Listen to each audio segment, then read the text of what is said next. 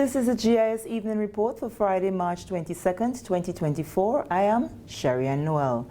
In the headlines, current low-income housing units handed over.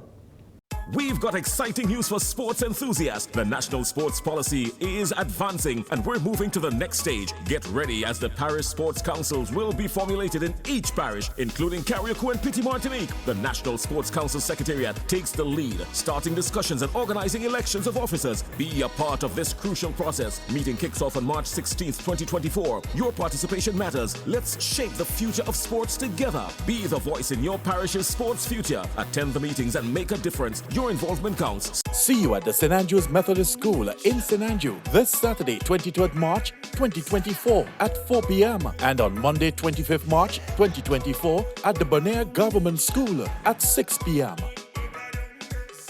Welcome back. Applicants of the low-income housing units at Corinth St. David are one step closer to becoming homeowners, following Friday's ceremony to mark the handover of keys. More than 150 Grenadians engaged financial institutions to seek assistance to purchase units at the facility. 60 have so far qualified and are pre-approved, and 30 have completed inspections. Prime Minister and Parliamentary Representative for St. David, Honorable Deacon Mitchell, emphasized the significance of owning a home and government's commitment to support that fundamental right.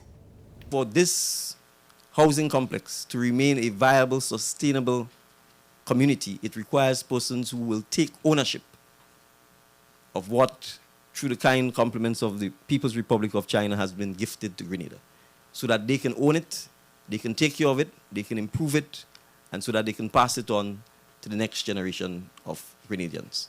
And so I want to congratulate all of the beneficiaries who've stepped up and put their hands up and given their commitment to being a homeowner and to creating a more stable, a more friendly, and a more prosperous environment within which to raise your family. I ask you, for those who may not be from St. David and who will be coming into this community, to embrace the community. It is a growing, thriving, loving community. We ask you to contribute to it, to engage with your neighbors, to contribute to social and community development. There's a lot happening. The Grenada Housing Authority has committed to cover the cost of insurance for the first 10 years and also manage security and repairs for the first 3 years. Manager Jason Williams said all the units have been accounted for. The Housing Authority of Grenada will commence inspections of units of pre-approved persons in the following order. The Villa, St. Patrick and Dumfries Carriacou to commence on 2nd of April 2024, followed by Boucher's on the 15th of April and Diamond St. Mark on the 29th of April. Now, once our units are inspected and accepted by the purchaser, you'll be required to sign a sale agreement. I'm speaking to the converted, in some cases. Following the signing of the sale agreement, the process will be then completed by our lawyers representing both HAG, the Housing Authority, and our client's financial institution. And it's as simple as this. With the aid of our highly respected and dedicated lawyers in our law firm, we assure that the process is a simple and seamless one. He outlined the inspection schedule for the other sites as the process continues to hand over the keys to the homeowners. The Housing Authority, for the first 10 years, will bear the full cost of insurance coverage for all the buildings at the developments against fire and special perils.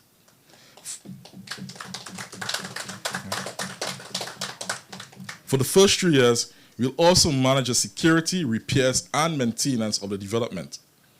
The cost of repair and maintenance to all public areas within the development for the first 3 years will also be met by the Housing Authority of Grenada.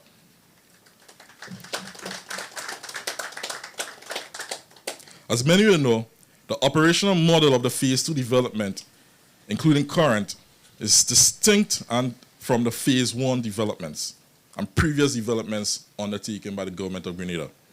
A homeowners association will be established for the condominium members, all residents of the facilities.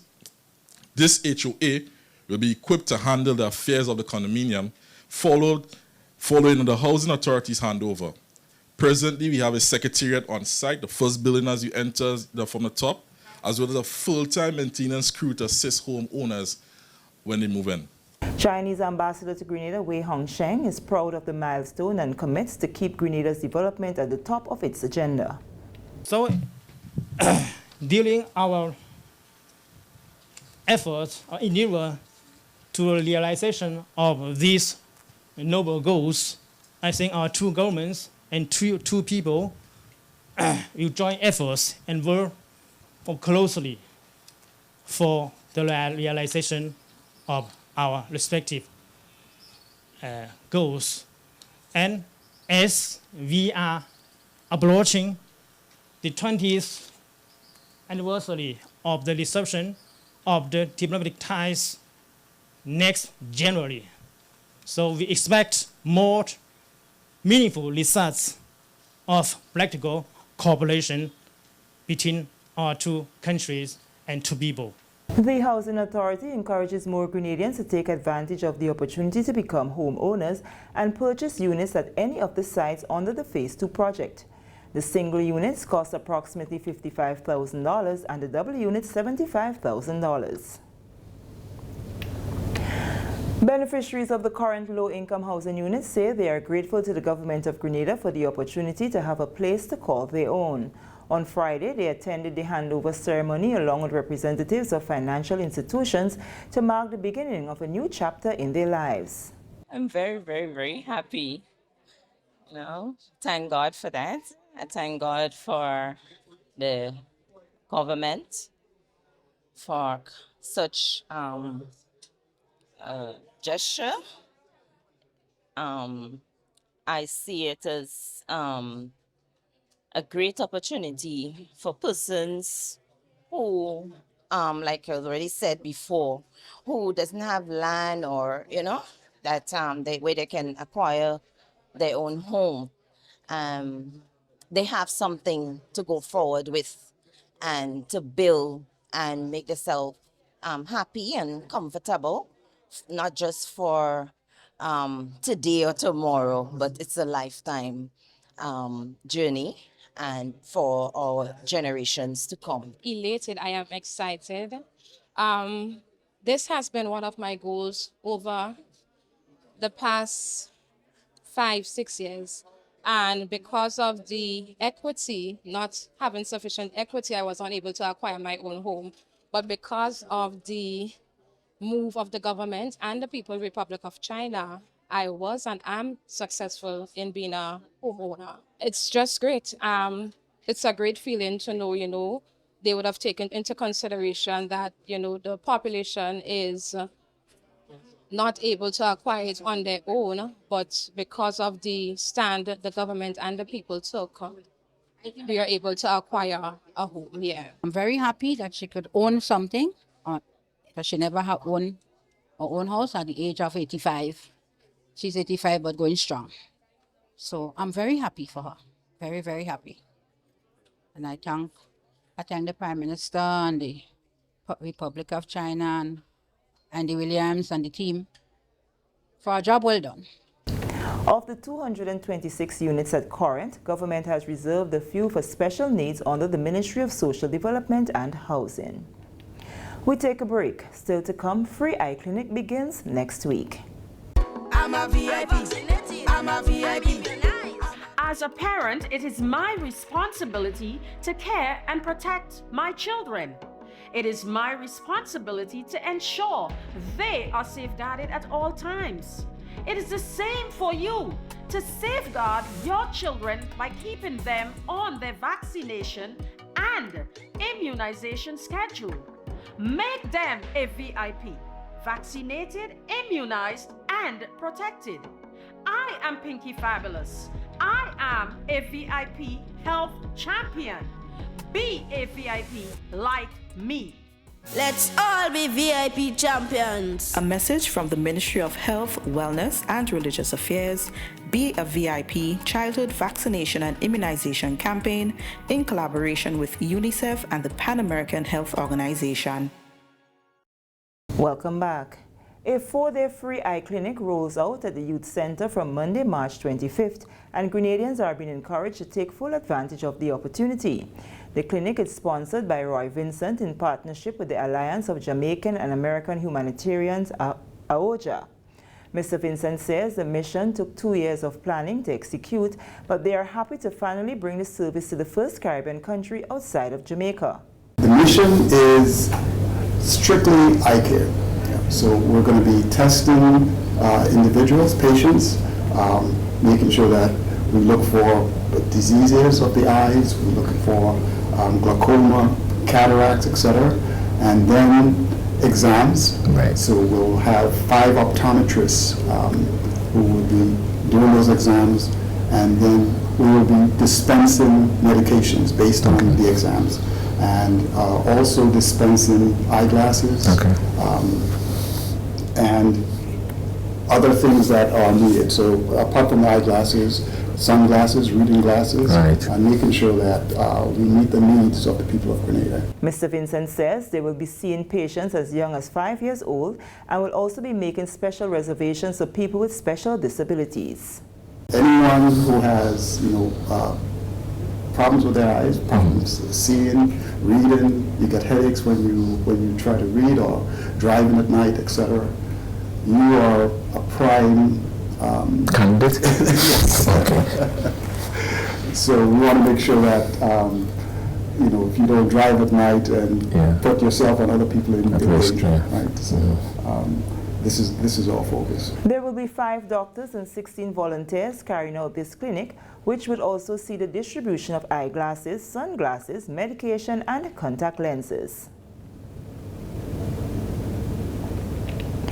Carriacou residents are getting the opportunity to add their voices to the development of the Tri-Island state through their participation in the National Private Sector Investment Forum. The 2-day forum, which was held at the Casada Bay Resort this week, was organized by the Ministry of Social Development in collaboration with the United Nations Food and Agriculture Organization, UN Women, Build Back Equal Project, and CUSO Blueprint Project.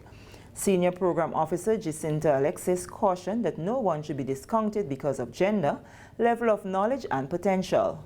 Today is World Syndromes Day.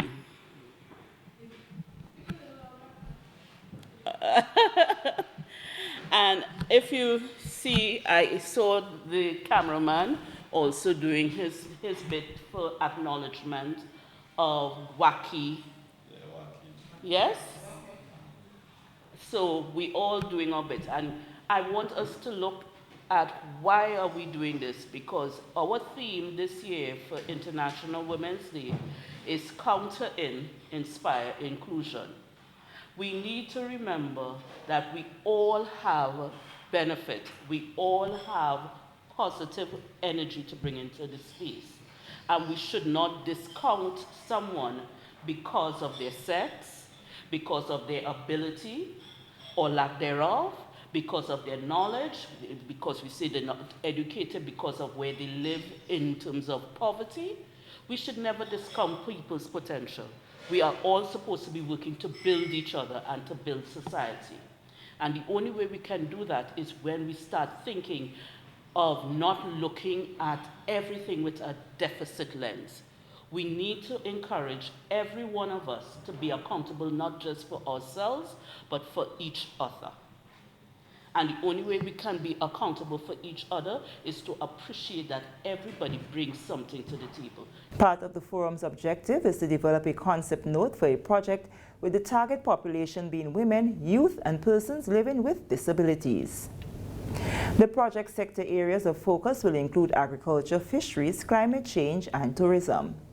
We'll be back with our final story after this break. Attention all poultry farmers. The Ministry of Agriculture and Lands, Forestry and Marine Resources extends an invitation to participate in a series of consultations regarding the 2023 revised National Poultry Policy and Work Program. Sessions will be held at the following venues, starting at 5 p.m. March 19, Guav Fish Market Conference Room, St. John. March 20th, Deluxe Cinema, Grenville, St. Andrew. March 21st, The Canal Bailey's Backlit, St. David. March 26th, T.A. Marichal Community College campus, St. Patrick. A national consultation will also be held on April 3rd at the Grenada National Stadium for stakeholders such as hoteliers, restaurateurs, importers, policymakers, financiers, and supermarket owners. Their input is vital in shaping the final policy. Attend and participate to ensure a successful national poultry policy which will benefit everyone. Welcome back. The Ministry of Education earlier this week received a donation of the textbook Disaster Matters from author Yvonne Weeks during a ceremony at the Labocan Creative Center on Kirani James Boulevard in St. George. Annette Moore tells us more in this report. On Tuesday, the Ministry of Education received a donation of the textbook Disaster Matters from author Yvonne Weeks during a ceremony at the Labocan Creative Center on Kirani James Boulevard in St. George. The bones of birds clothe the earth. She notes the staggering house, escapes to sleep in a car untouched, yet drowning in leaves. What comfort is the sun, now light, if leaves lay too wet to wrap her child tight?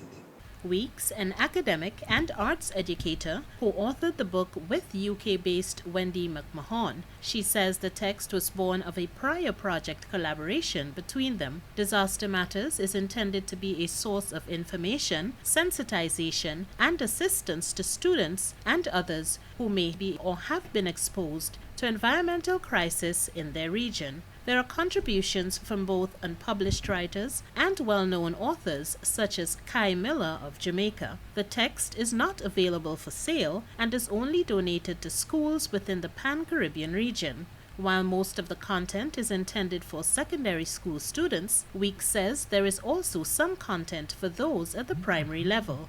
Now, the goal of the text is that it's interdisciplinary. So we also worked with a volcanologist, and we also believe from the research that's available that the creative expression of those who've experienced these environmental crises can teach scientists even about volcanoes, hurricanes, and earthquakes. So it's a pan-Caribbean book in the sense that we have writers from the English-speaking Caribbean, we have writers from Guadeloupe, from Cuba, from Puerto Rico. We wanted to make sure it wasn't just, the usual English-speaking writers. So there are actually 51 writers in the book. So we engaged with ministries of education to find out how the text could fit into the current syllabi. So how it could fit into English language, how it could fit into literature, English B, how it could fit into social studies and geography, and how the kinds of material that we're producing could help in the Caribbean's own disaster preparedness activities. But so for me, it's about improving the literacy about environmental crisis, ultimately. Chief Education Officer Dominic Jeremiah expressed appreciation on behalf of the Ministry of Education to Weeks and all contributors of the text, which will be distributed to various schools, the National Disaster Management Agency, NADMA, and public libraries. I hope that this text is going to serve us here in Grenada very well. I want to encourage the teachers who are here and the students who are here, as you take it back to your schools, make sure that you find creative ways to integrate it into the teaching and learning. We are all inspired by Dr. Weeks and, of course, Mr. Peters. I didn't realize you had a piece in there. And all those who contributed to putting this text together. I cannot overemphasize how much we are grateful. We're truly grateful for the generosity of this gift to Grenada. Grenada's well-known playwright Francis Urias Peters is one of the writers in the text. He read an excerpt from his piece titled When the Clock Strikes, detailing his first-hand experience of Hurricane Ivan. I look up as the clock on the wall strikes 5. It's Tuesday morning, September 7, 2004. I rise from my bed earlier than I've ever done before. Time seems to stand still, literally still. Clear blue skies, trees stand motionless like giant statues, and the ominous quiet is deafening. Today's uncertainty questions the forecast of yesterday. Category 2, a direct hit is the forecast for Grenada. For the GIS Evening Report, I'm Annette Moore. Thank you, Annette. And with that report, we come to the end of the GIS Evening Report for Friday, March 22nd, 2024. On behalf of the entire news and production team, I am Sharia Noel, thanking you for viewing.